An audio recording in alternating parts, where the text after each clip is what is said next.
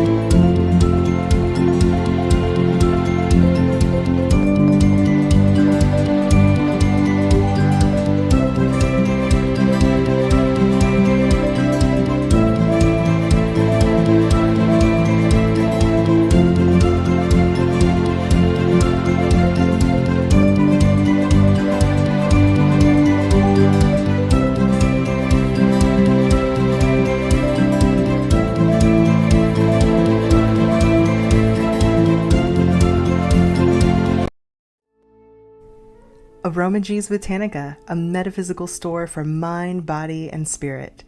Oils, herbs, candles, crystals, teas, handmade soaps, tarot cards, everything you need on your magical journey. Daily psychic and tarot readings, classes, witchcraft, pagan, and hoodoo supplies, most of it made in-house. Try our free Dress Your Own candle station. From spiritual gifts to ritual supplies to religious books, we have the widest selection of metaphysical products in all of Tennessee since 1999. It is our goal to inspire everyone to explore their spirituality in their own way by offering information and products in a nurturing multicultural environment. Open 7 days a week. 223 Donaldson Pike, Nashville, Tennessee, or visit us online at aromagees.com.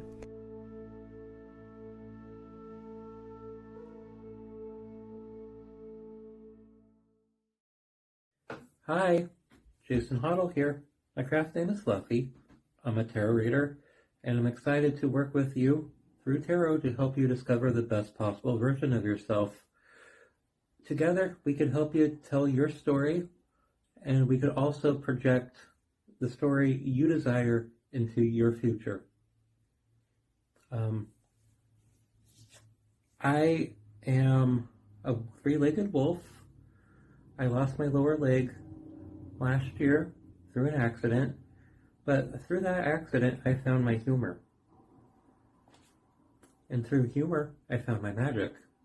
And through humor I found love. Through humor I've discovered all things are possible. So give me a call, text me, all over Facebook. Use the hashtag with the fluff through social media to track me down. Love ya. Bye.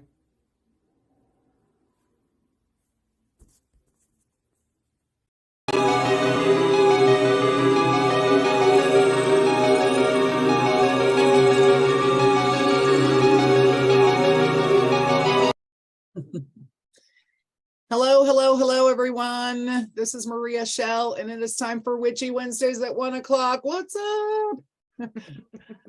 I'm just going to give a couple of seconds here to see if anybody wants to hop on live with us today as we talk to our special guest speaker, Heidi Beth Abney. Yay, Heidi Beth. Hey! Thank you so much for joining me today. We'll just allow a couple of seconds and see if anyone wants to hop on with us. Oh, looky there. Hmm. I need to close that. It's trying to put me on as a guest on my own show. Oh, nope. I don't think that's gonna work out. You're the host. Yeah, exactly. It'll let me, but I'll get all kinds of echo back and forth, and then it's a circus. So all right. So I'm just opening up my phone to see if I get any comments on here. People joining us live. I see at least one heart out there. So we are live. Thank you to everyone for joining us today. Witchy Wednesday, the 22nd of February, 2023. Today we are speaking with Heidi Beth Abney.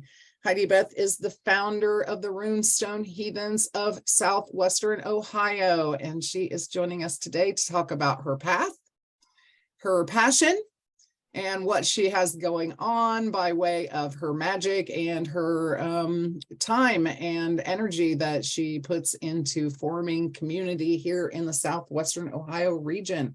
So thank you, Heidi Beth, for joining me today. It is an honor and a pleasure to have you. Oh, and the same right back at you. It's absolutely an honor to be here with you. Thank you for giving me the opportunity to join you. Absolutely. And in full disclosure, Heidi Beth and I have known each other for about 4 or 5 years now. Yep. Maybe you can tell them just a little bit about how we met and came to know each other in this way. Well, we have some mutual friends, and they had talked to me about attending one of Baba Yaga's rituals. And so we all went as a group together, and I met you there, and we went to several of your rituals, and you know, it's just I think you were probably one of the first public things that I ever actually did, because I've been solitary for a long time before that.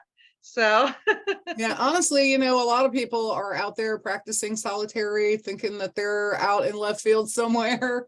Yep. Or maybe they don't have a connection in their small community that they can really find support from. So that is one advantage to this digital age, is that we can actually reach out and support people further than we can physically reach in the amount of time and space that's available to us, right? So absolutely. yeah. So why don't you tell us a little bit about how you came to find your individual path? Sure. So I was, just like a lot of people, raised varying flavors of Christian, and got married very young. And when I was pregnant with my second daughter, I started wondering what was right. So I was about 22. I had been exposed to pagan and animistic ideas most of my life, because I have an aunt. Well, my aunt has passed since then, but I had an aunt who was a medicine woman. And so I had the benefit of having that, but it wasn't something that I got to actively participate in until I was an adult and made the choice myself. And I decided that I was having this child, and I no longer wanted to believe in something because of fear, that I was afraid not to believe, that I wanted to find something that I could believe in that actually felt like home. Yes. And so I began investigating animism, and I walked a solitary eclectic path for a very long time. And then when my youngest child was in college, if you'd asked me about it, I would have always been open with you what my path was. I would never have said, oh yeah, I'm Christian, just to not make waves. But I didn't aggressively pursue being out in the community or anything, because I had concerns about repercussions with my job. I had concerns about repercussions with my children's father, my first husband. So I kept things quiet and lived my life quietly. But then when my last child was getting closer to graduating college, I now can totally step out and not worry about it anymore. And the rest is history. I found Butler County pagan gatherings, and I totally loved and immersed myself in getting out there in the public and trying to make it a safer place for anyone who was pagan to find connection and feel more comfortable. I felt like it was, since I had lived so quiet and privately for so long, I didn't want other people to feel like they had to do that. So I've worked to try and make it more available to others so that they can be more comfortable stepping out of the broom closet. Through the course of that, I met my current husband, Roger. I met him through Butler County Pagan Gatherings. Who's a fantastic guy. He's an amazing man. He's the co-founder of Runestone with me. Yes. We started it together, and he was Norse Wiccan. So as he started looking more into actual heathenry as opposed to Norse Wiccan, I had a dream. Oh, and if you okay. talk to a lot of heathens, you will find out that a lot of them have had some version of this dream where Odin comes to you and says, you need to be focusing on a different path. And literally for me, he gave me a rune in my dream. And he told me that if I continued to follow the standard path that everyone followed, I would never find what I was looking for, that I needed to get off the road and get out into the green. And nice. So yeah, I know it was yeah, when the gods and goddesses come to you, they're not messing around. There's always a very clear message. And it was and I had been hesitant to step into the heathen world because there is this misperception that it is very masculine and that there isn't a lot of room for femininity. So I had been concerned because I had spent 24 years at that time completely goddess focused. I worked with gods, but goddesses were what I focused on. And so now here I am stepping into this, what I perceived as a masculine realm. And I discovered absolutely the most wonderful women. Some of the founding members of the relatively shortly lived heathen church here in the United States, they're women. They've been practicing for 40 years. They've written some of the seminal works on what we use to inform our modern practice. And that just, I went, oh my gosh, yes, finally, I feel like I'm home. And Odin doesn't stick with most of us. When he gets us over into the heathen path, he kind of goes, okay, now off with you, go do your own thing. Yes. But he got us in, and we just took off running from there. So that's how I found my path. That's wonderful. I think there are a lot of people who will be glad to hear that that there is not as much going on in coming out of the broom closet that you think it may be. I think you work it up a lot in your own mind, telling yourself other people's stories of how they're going to respond to your coming out, right? Yep. And so it is a very good thing when they have other examples of people who have stayed in the closet out of concern for their family, for their children, for their career, and to know that they did come out and their life is still intact and their kids are still well pulled together, and yes, and that they have abundance and opportunities in their life, that it wasn't an end, it was a fresh beginning. Oh, it was so much more than that. It was absolutely finally owning my life's purpose.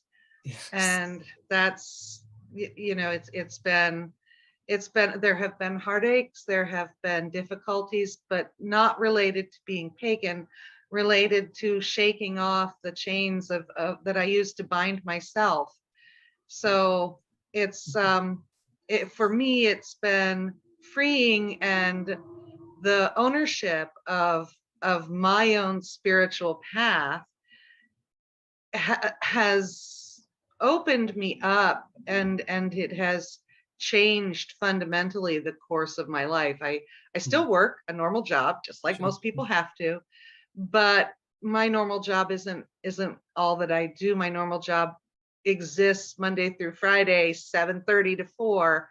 Right. And then I spend the rest of my time focused on my community, because what my mission in this life actually is to provide inclusive, safe access to people who want to find out about heathenry, Asatru, Norse paganism, Norse Wicca, whatever flavor that is for you, because there is another misperception in the broader pagan community that, and even in the non-pagan community, that those who practice Asatru, unfortunately, there are some that are white supremacists. Right. And we end up getting lumped in with all of them. And so it is my mission to break that stain that we have on what is an incredibly beautiful faith path that provides for full richness and gives you everything that you could possibly want, if that's the path you're called to. Now, don't get me wrong, I'm not a proselytizer. I don't believe in that. What's your path is yours. What's my path is mine. But if you're interested, but you've been held back because of those misperceptions, I wanted to provide a place where you could feel safe and comfortable learning. And so that's what Runestone Heathens is. And then the second part of that whole mission is taking that need and desire that I always had to advocate for women, yes, and providing them with more opportunities, more comfort as well, in being part of a religion that had been misconstrued to be mainly male and Viking, which those things are sexy and exciting, but that's not what the religion is. Yeah. Hollywood rarely mirrors the truth of what these paths, alternative paths, look like on a daily practical level, right? Yep. The magic is no less like wonderful and astounding and miraculous than they portray in the films. Certainly the transcendence of our understanding of those miracles is no less profound, right? Absolutely. But yeah, there's a lot of misrepresentation, old school misrepresentation, I think, that gets carried forward as fact. And recently I discovered that, the true meaning of a belief is only something that you tell yourself until it becomes a fact in your mind, whether it actually is based in truth or not. Yes. So, that is one of the things that we struggle with, I think, is switching gears on the beliefs that we have been fed versus the beliefs that are true to us and our divine nature. Absolutely. So yeah, I think it's absolutely beautiful that you are providing a safe space in which men and women can come and gather and celebrate heathenry and Asatru and Norse paganism. And we have actually quite a few Norse pagans of various descriptions in Southwest Ohio. So it seems to be timely and needed fit for the area. So absolutely. And I understand that currently your group is private. Can you explain why that is and sort of your vetting process? Sure. Because we do have that problem with people who have views that are not inclusive, views that are very racist, we have chosen to keep the group private simply so that we have the opportunity to review an individual's profile to make sure that there isn't anything in there that could be damaging to the group as a whole. And we ask a few questions, simple things like, can you follow the rules? You realize this is an inclusive group and you're willing to not argue or bring anything that's racist or homophobic or anything like that into our group. And as long as you can meet those things, then you're welcomed in.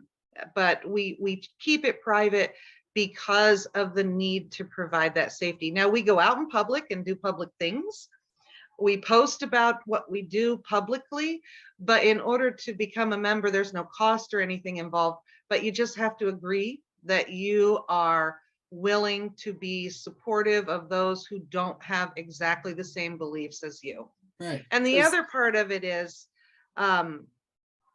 heathenry is often called the religion with homework, because we are a Reconstruction religion. Asatru and heathenry are a Reconstruction religion. Norse pagan and Norse Wicca are not. They are more modern constructs that use a Norse pantheon as the basis for their practice, whereas heathenry and Asatru and Vanatru and Rakatru, all of those,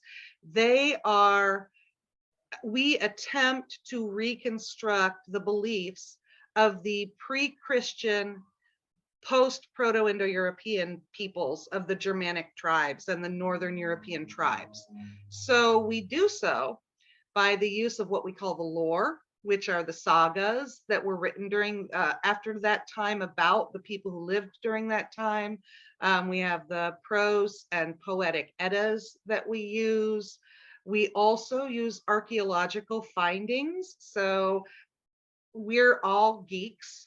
We all spend a lot of time researching all of that. Sure. And that is done in an effort to, as close as we can, reconstruct what those practices would have been like, while accepting that we live in modern times and everything from our climate to the requirements for daily living have changed. So we bring those forward and attempt to make something that, if there had been continuous practice through the past 1,000 years, what would it have looked like? So we try to make it something that our ancestors would recognize, but not know was exactly the same, because there's just no way to fully recreate it. So we use a lot of UPG, but we also use the lore.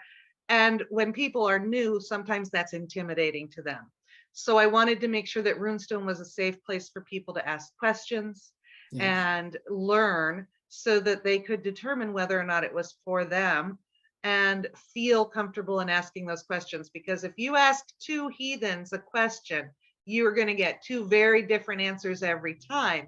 Heathens are incredibly independent. We all like to do our own research, do our own reading, and it's encouraged, but we're never all going to 100% agree. We're using a dead language to recreate things. So we have to learn the language, and we have scholars who do that for us, but every one of us does at least a little research into what the language that the lore was originally written in is consistent of. Right. Well, and I think, had it been a contiguous practice for the last 1,000 years, then certainly there would have been changes and improvements to the tools and the understanding and the concepts of the practices of those adherents that brought them into the modern era. So I think it is a good blending of ancient and modern tradition to conceptualize, okay, we have this basic tool that existed 1,000 years ago. How would that have morphed into something that is useful and productive in today's society? Absolutely. And still honoring, some of the more literary and artistic works in their pure form, to as an offering to those who came before us on that path, right? Absolutely. So yeah, I think it's a good blend, and you have the right processes, the right energies in place to bring that forward. We're in our 5th decade now as a religion. So we're at that. One of the writers, Patricia LaFavel, she says in one of her books that we're at that awkward teenage acne phase of heathenry. Yes. Where we've gotten through the infancy, we've established some practices, but now we're having all the groups go off and rebel and say, no, I can do it this way and I can do it that way. Yeah. So we're Well, at and that you guys point. are really, that path is only about 10 years behind modern eclectic Wicca, right? Yes. Which is like now in its 20s, theoretically, we're fully an adult that can make our own choices. It's just, will our choices be great ones, you know? Like, Yes. And a lot of Lord the knows in our founders 20s we can stir up enough trouble for 3 people, right? So and a lot of the founders of the Troth, which is the primary organization in the United States for the practice of ossuary and heathenry, they were Wiccans before they found this path. So yeah, they started out with that as their basis and built from there. So yeah, I think a lot of people do start with like basic magical practices, Wicca, paganism, like as an umbrella, right? Mhm. And then they have a personal experience at some point that pulls them toward a particular tradition or culture.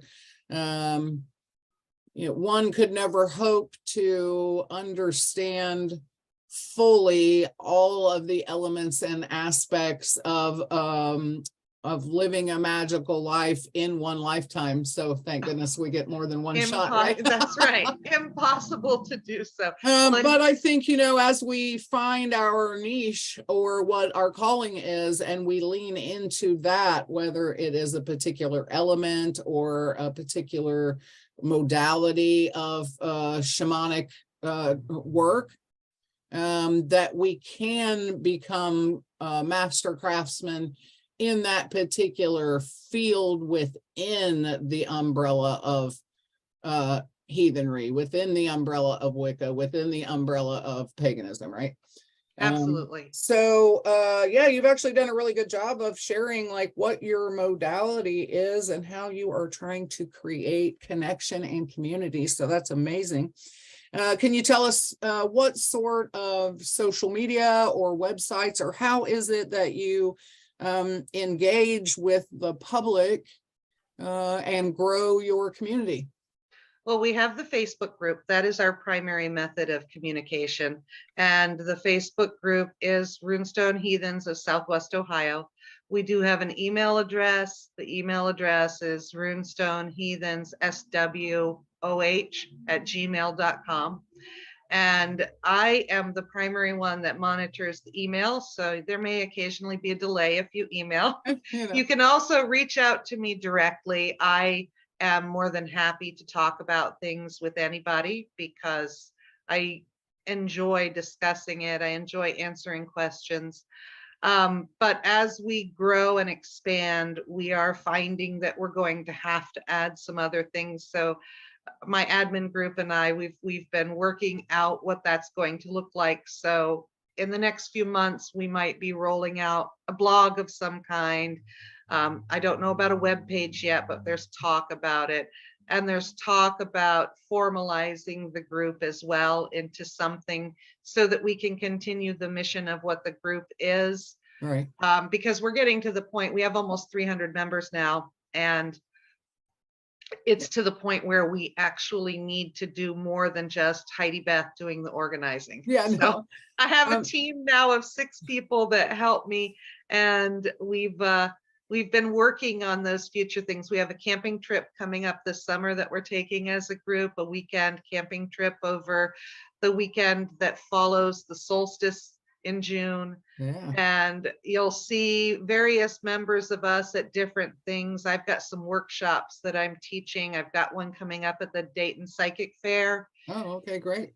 Yeah, and I'm going to teach one at Witch in the Woods, and we always are at Dayton Pagan Pride, but we're looking for other places to provide that information so that others can come and learn and grow a little bit more with everything. So watch for more social media to become available as we develop more people who are willing to assist with that. Yes, absolutely. That's one of the mistakes I made in the beginning, was thinking that I could handle all of the moving parts on my own. It's a short road to burnout if you think that you can do it without help, for sure. So good for you for recognizing that early in the game. I've seen a couple of heathens who've gotten very, very famous on YouTube, and their organizations have had some significant problems because they didn't invest in an infrastructure so that Yeah. they could grow and not run into problems. Well, and So each of us has our own areas of strength and weakness, right? So as a yes, team, we can cover all of the bases from a place of strength absolutely. instead of, being strong in one area and sort of back paddling to throw it together in another area, Right. Yeah, and it guards your sanity and your ability to practice self-care, which is super important when we walk this path, because you can't pour from an empty cup, right? No, you cannot. Okay, let's see. I don't think there's really anything that we haven't talked about. Has there been a particular aha moment or some memory that stands out to you on this path where you were just like, yeah, this is it. I'm convinced. Oh, pretty much every time I get together with the community, I have that moment. Yeah. We had our first gathering back right before COVID started, Right. and it was only 10 people. And yet at that moment, I went, this is exactly what I'm supposed to be doing. And every time we have a monthly meetup, we call it a moot. That's what heathens have their own little terms. Sure. That's one of the terms. And every time we have one, you meet new people and they tell you their stories and you listen and you realize that what you're doing is really making a difference. Yes. None of us get into this because we want to be famous. I have no desire to be known for anything other than opening up a path for others to find their own greatness. Yes. So seeing that happen, that's my aha moment every time. Yes, absolutely. I totally feel you there. It is those moments that you're like, okay, I remember now why I'm doing all. Yes, exactly. All right, so we're going to drop links in the comments below the video of how everyone can reach out to Heidi Beth and find her on social media. Is there any one thing that we have not covered that you would like to talk about before we wrap up this interview? Oh, I could talk about so many things, but no, just be sure that if you're interested at all in Norse paganism, you check out the group, because we have people who are scholars in there who are up on the newest information talking about it. And we have newbies who are starting programs for people who don't know anything at all. And then we also have a whole musical program. My husband is a skald, which is the heathen version of a court play, a bard. A bard, yes. And he is starting a program for people who are interested in learning the magical musical path of Norse heathenry. And then I also have a women's magic group. We get together twice a month, and it's focused strictly on Northern European magical practices. So just check us out, because yeah, lots of moving more parts than even within your one group. So that's fantastic. Lots of opportunities for people to network and to learn and to be in community and find support. So yep, absolutely. Yeah, amazing. It's always a pleasure to watch someone that I have shared sacred space with blow up in a really big way, and you are doing that. Well, and I'm grateful to you. So absolutely, your showing of how a path can be walked has always helped. So thank you. Well, it's messy, but we just do it, right? And we laugh our way through it. And yes, cry and laugh at the same time. Yeah, with the occasional 4-letter word thrown in just for good measure. Heck yeah. And actually, I'll get with you later, but I wouldn't mind doing another one of those campouts, because we did one a couple of years ago that yes, we wasn't did. necessarily related to your group or mine specifically, but we kind of got a few people together who are just in community here and did that, and it was super fun. So and it's going to be a lot of fun. We're going to have some workshops. We're going to have some setups for kids to do some things. So it'll be a whole lot of fun. Yeah. Yeah, and hopefully many less raccoons this time. Or skunks. Oh, yeah. All righty. Well, I guess that's it for our 30 minutes, folks. Thank you so much, Heidi Beth, for joining me this afternoon. Thank you, everyone out there who has been watching on Facebook or who will watch this broadcast in the future.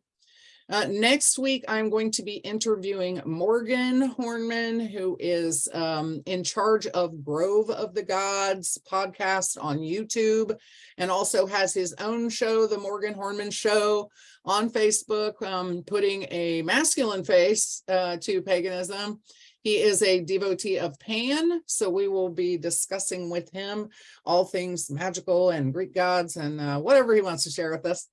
I will be watching that one for sure. I love Morgan. Yeah, I know. I love him too.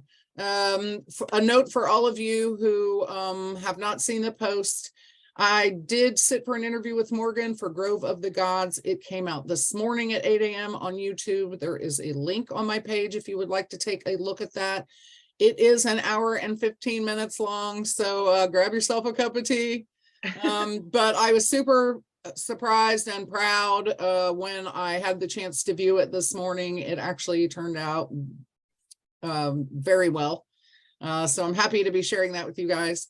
And I'll be happy to interview Morgan, tradesies next week on the show. So until then, have a very magical day. This is Witchy Wednesdays at 1. I love you like mad. We will see you on the other side. Have a great day.